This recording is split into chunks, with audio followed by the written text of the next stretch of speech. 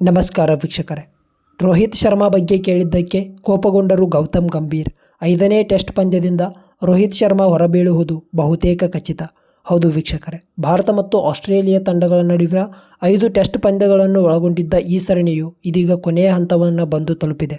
ಭಾರತ ಮತ್ತು ಆಸ್ಟ್ರೇಲಿಯಾ ತಂಡಗಳು ಇದೀಗ ಜನವರಿ 3, 2025ರಂದು ಸಿಡ್ನಿಯಲ್ಲಿ ತಮ್ಮ ಕೊನೆಯ ಪಂದ್ಯವನ್ನು ಆಡಲಿವೆ. ಅಷ್ಟೇ ಅಲ್ಲದೆ ಗೌತಮ್ ಗಂಭೀರ್ ಅವರು ಭಾರತ ತಂಡಕ್ಕೆ ಹೆಡ್ ಕೋಚ್ ಆಗಿ ಆಯ್ಕೆಯಾದ ನಂತರ ಭಾರತ ತಂಡ ಟೆಸ್ಟ್ ಕ್ರಿಕೆಟ್ ಪಂದ್ಯಗಳಲ್ಲಿ ಹೀನಾಯ ಸೋಲುಗಳನ್ನು ಅನುಭವಿಸುತ್ತಿವೆ.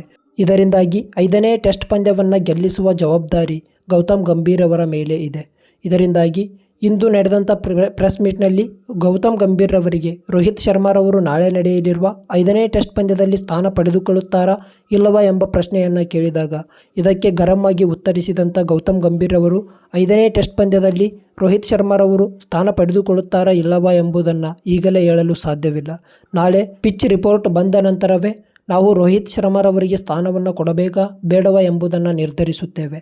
ಅಷ್ಟೇ ಅಲ್ಲದೆ ನಮ್ಮ ಭಾರತ ತಂಡದಲ್ಲಿ ಗಲಾಟೆಯಾಗಿ ತಂಡದಲ್ಲಿ ಬಿರುಕು ಉಂಟಾಗಿದೆ ಎಂಬ ಮಾಹಿತಿಗಳು ಹೊರಬೀಳುತ್ತಿವೆ. ಈ ಸುದ್ದಿ ಸಂಪೂರ್ಣವಾಗಿ ಸುಳ್ಳು.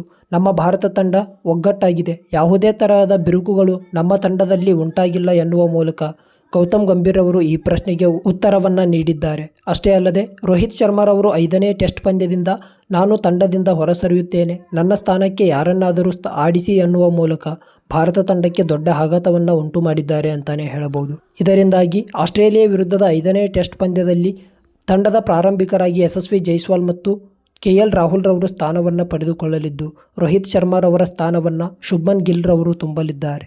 ನಿಮ್ಮ ಪ್ರಕಾರ ಈ ಬದಲಾವಣೆಯ ಅಗತ್ಯ ಇದೆಯಾ ಇಲ್ಲವಾ ಎಂಬುದನ್ನು ಕಮೆಂಟ್ ಮೂಲಕ ತಿಳಿಸಿ. ಸಿಗೋಣ ಮುಂದಿನ ವಿಡಿಯೋದಲ್ಲಿ. ಎಲ್ಲರಿಗೂ ನಮಸ್ಕಾರ.